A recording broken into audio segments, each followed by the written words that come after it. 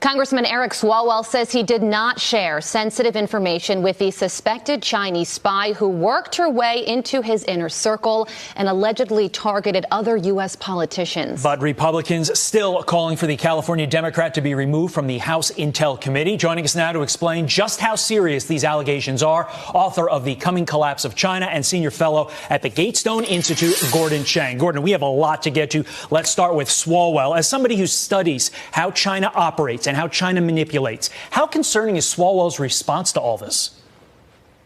Well, I'm concerned about what Swalwell says. You know, any congressman can be the target of a Chinese intelligence operation. I'm sure most of them are. That's not the point. The point, though, is Swalwell's reaction, as you suggest. For he was on the House Intel Committee. He knew that China was the #1 national security threat to the United States, but he downplayed that. All he talked about was Russia. And I think that was because it was a partisan narrative against President Trump. So I think that essentially we saw Swalwell use intelligence for partisan purposes, just avoiding China altogether. That was wrong, wrong, wrong. Well, House Speaker Nancy Pelosi said of this, the speaker has full confidence in Congressman Swalwell's service in the Congress and on the Intelligence Committee. But House Minority Leader Kevin McCarthy says Swalwell should no longer sit on the Intel Committee. What do you think?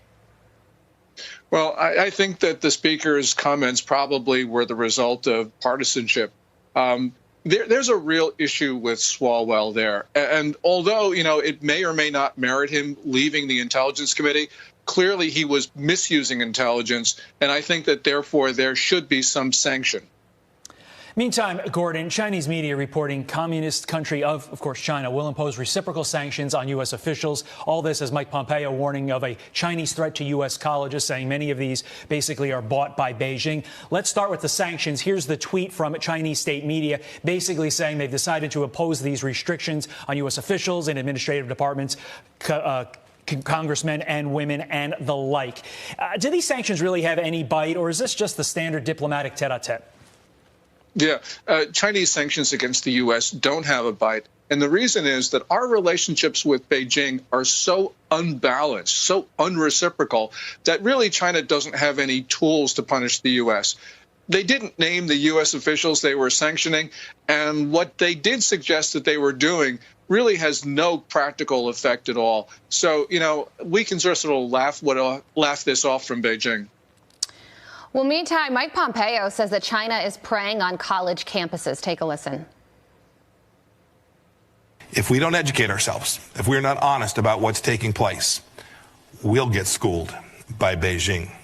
We cannot allow this tyrannical regime to steal our stuff, to build their military might and brainwash our people, or buy off our institutions to help them cover up these activities. Yeah, so there you have it. Mike Pompeo saying that Beijing has essentially bought some of our colleges. They've infiltrated our higher education. What's going on here? Well, that certainly is true, because we have seen in college campuses, and not just the two that he named, MIT and the University of Washington, that China really controls the narrative, that college administrators do Beijing's bidding, and they actually give a hard time to students who want to talk about China from, let's say, a Tibet perspective or Xinjiang. This is just throughout American academia, because they are interested in Chinese money. They're interested in Chinese students, and therefore they move against academic freedom, which is a core support for the United States. So we really got to be concerned about what's happening on college campuses, as well as in high schools and secondary schools. 100%. I mean, it is pervasive. Finally, Gordon, I mean, Pete Buttigieg being considered as the ambassador to China, this is clearly, going over the next few years, the most important ambassadorship that we have. I mean, there's no bones about that. Is this the best choice for our country?